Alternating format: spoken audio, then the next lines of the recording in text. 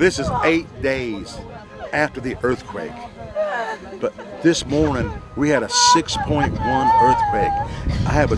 We have a 2-story orphanage home that Sherry and I live in.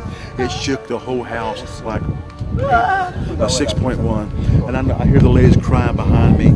That just happened today with her, and we've been bringing in truckloads and injured people coming in, and I can't believe these aftershocks and earthquakes are still happening. We've had about, as of this date, we've had about 55 aftershocks, and at least 35 the size of an earthquake, and the day was 6.1. So I don't know how many it makes. I've lost count. Please pray and help the people of Haiti. It's an emergency. It's a disaster.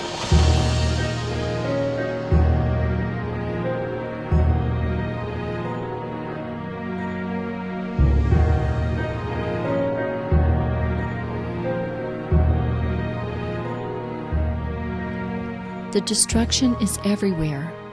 Houses, businesses, banks, schools, all have been destroyed. The United States Geological Survey says that Haiti's recent earthquake is the most powerful to strike since 1770. Hundreds of thousands of people in Haiti now have nowhere to live. No clean water, no food supplies, no shelter.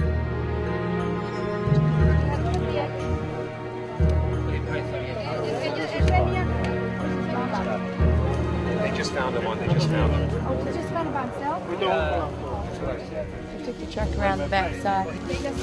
So this little boy right here is maybe about 3 or 4 years old. Somebody just brought him in and dropped him off. We don't know what's wrong with him. Dr. Rice is looking at him. We just got a call that somebody just brought him in and dropped him off. We don't know what's wrong with him. They're trying to figure out what's wrong with him. They just found him, so they don't know if there's any parents or not. He just came in with the group. We have a whole truck of people. We took the truck around the backside.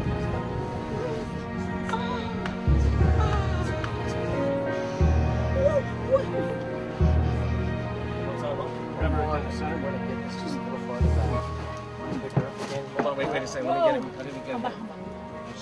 No, you.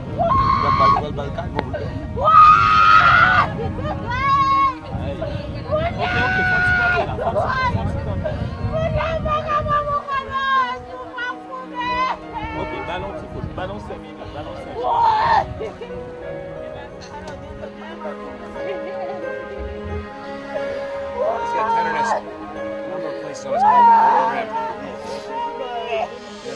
The mechanism is right. It fell on him. Well, when we started out taking people into our Jesus Healing Center clinic, we soon became overrun with people, hundreds and hundreds of people. We moved our clinic into our church. We had people all over our church building. And then this morning, we had a 6.0 aftershock that shook the whole church building. Everybody wanted to come out. They grabbed their IV poles and get people to carry them out. They started praying and screaming. They're not going back into our church building. It's got some cracks in it, and I don't blame them. So we carried all the people out here into the yard. We're under a tree, and we're set up on the Love a Child compound. People are in stretches, but we're feeding them. We're giving them water. We got 20 doctors here, and we're going to take care of every person. We're waiting for a big tent to come that we could put everybody under the tent, and hoping that tent comes today. But we're just talking to people, finding how God has spared their lives, what they've been through. Some have lost children. Some have been under blocks and cement and everything and debris for days.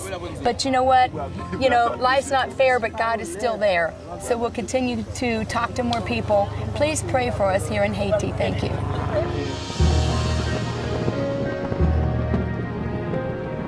Of Haiti's almost 10 million people, 3 million lived in Port-au-Prince. All need life-sustaining help: food, water, medicine, shelter, and emergency aid.